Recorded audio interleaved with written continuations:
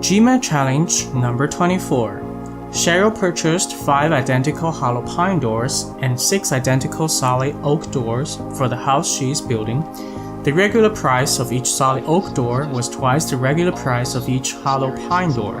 However, Cheryl was given a discount of 25% of the regular price of each solid oak door. If the regular price of each hollow pine door was $40, what was the total price of all 11 doors? Feel free to pause this video at this point and attempt the problem on your own. Now let's review my solution to this problem. This is a word problem. Word problem is all about translation. So let's translate this paragraph into mathematical expressions or equations. So I'm going to highlight each part of this problem and trying to figure out what kind of mathematical expressions or equations can be used. First sentence, Cheryl purchased 5 pine doors and 6 oak doors. So this part, I don't think I can convert it to anything at this point yet. So I'm going to start with the next sentence. Next sentence says the regular price of each solid oak door was twice the regular price of each hollow pine door. And if I'm going to translate this sentence into mathematical expressions or equations, at first thing I need variables. So I'm going to choose O to represent the regular price of each solid oak door.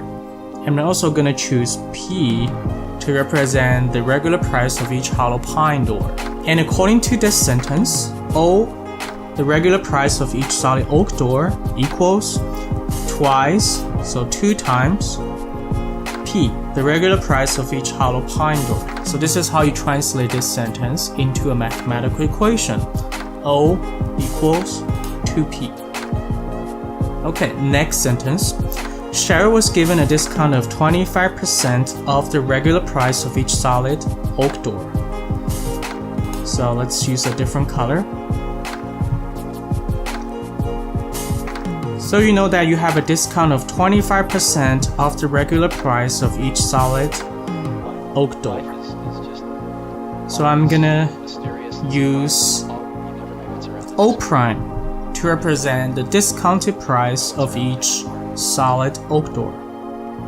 O is equal to, O hat is equal to 25% of, that means it's 75% of the original price, which is O, and that's the same as 3/4 of O. 3/4 of O. So O hat is 3/4 times O. That's the translation of that part. And lastly, we have the regular price of each hollow pine door was $40. So for this part, it's very straightforward.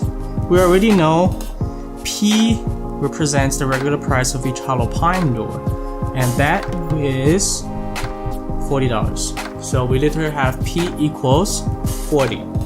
Okay? P equals 40. And the question is asking you, what was the total price of all 11 doors? So let me use this color. What was the total price of all 11 doors? If you translate that, apparently you need to know what these 11 doors are. And now we need to use the first sentence. This is the part where we cannot translate before. So Cheryl purchased 5 identical hollow pine doors and 6 identical solid oak doors. So this is actually what these 11 doors are. The question is basically ask you 5 times P, that's the 5 identical hollow pine doors, and 6 times O, the 6 identical solid oak doors. What is this equal to? But be careful, there is a discount on the regular price of each solid oak doors. So it's actually O hat, not O. And this is what the question is asking. 5P plus 6O hat equals what? And now we're going to use what we have over here to try to solve this problem.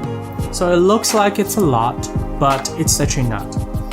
So if you look at the first equation we have is O equals 2p, but we know from the third equation p is 40.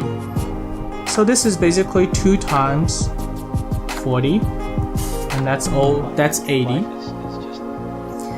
And from here we can calculate the discounted price of each solid oak door.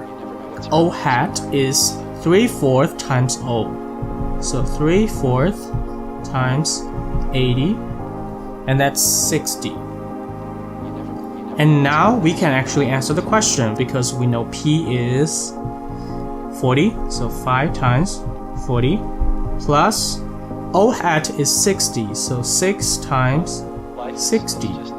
And let's calculate. 5 times 40 is 200, 6 times 60 is 360, 200 plus 360, you get 560.